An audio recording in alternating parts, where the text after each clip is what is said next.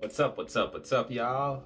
Cosmic Cage back again with another video, and we're doing reaction videos like we talked about before.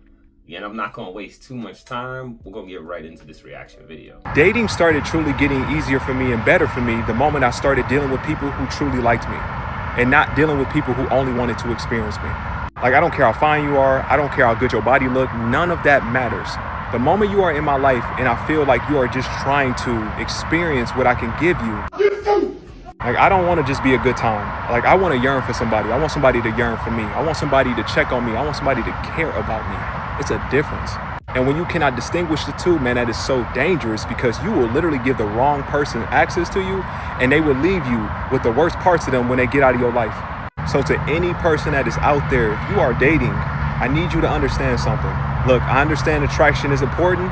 It always will be to me, but you gotta like me. You really got to want to be around me and not just experience me. A lot of y'all are letting people test drive y'all when really they should be window shopping. And that's the reason why y'all get used and abused. Accountability really taught me that no matter what a person tries to do to me, I am the first line of defense. You gotta advocate for yourself and fight for yourself, because it's you before anybody else. As you see there, I think that's a very powerful message that a lot of people need to learn and understand, especially when they're going through their growth period and experiences with dating. A lot of broken people are in the dating field. And when people are broken and enter the dating field, they look for what you can provide for them versus what they can provide for you. And some of the times it comes from them giving to people and not getting back stuff in return. And some of the times it's just selfish people that don't care and they want to get the most out of these experiences without giving the least amount. This is something you have to protect, especially as a guy, because you are financially adding some more responsibilities into this. I was just looking this up. On average, a guy would spend over $120,000 in their lifetime on dating. So if you're gonna spend this much money from this experience, you wanna make sure you get something out of these. What happens is that you have to learn, is this person really there for me or the experience that I provide for them? It's something I had to learn because I am a phenomenal dater. I am a very down-to-earth, easy person to talk to and enjoyable to be around. And I plan dates, I'm very intentional. You know, I go through the experiences, I am very accountable about myself. And a lot of times I dealt with a lot of broken women, and it allowed the experience to be more of me trying to prove to them that I'm not like the men that they dated before, versus them seeing me as an individual person. And through me doing that, I was just going over the top of trying to show them that I am a good person. And I shouldn't have to do that. I should just do it naturally through my experiences and through my actions, that I show them like, hey, this is a quality person you have in front of you. However, that's not how it would ultimately turn out. A lot of times it just was me doing a lot more than I needed to or should have done, and not paying attention to the lack of things that that person was doing for me.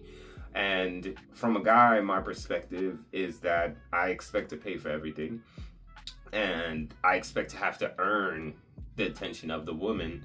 So a lot of these experiences was me trying to earn stuff from them before they even was giving things back to me.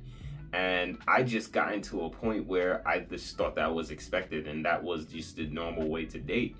And I had to understand, when you are around healthy people and when you are dating healthy women, that's not how it goes. The one thing I've learned from my experiences of dating and being in my 30s is, if she likes you, you will not be confused.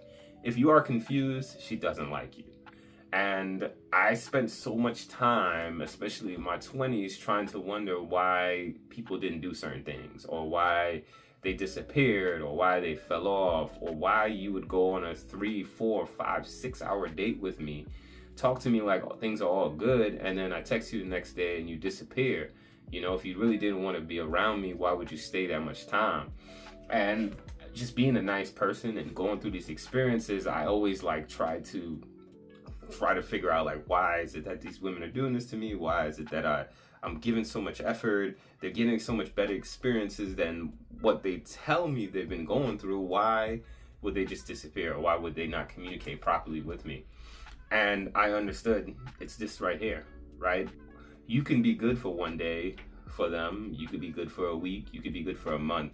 But as soon as they find something to get their attention, as soon as they find something to get their money or anything that is shiny, you know, you're disposable.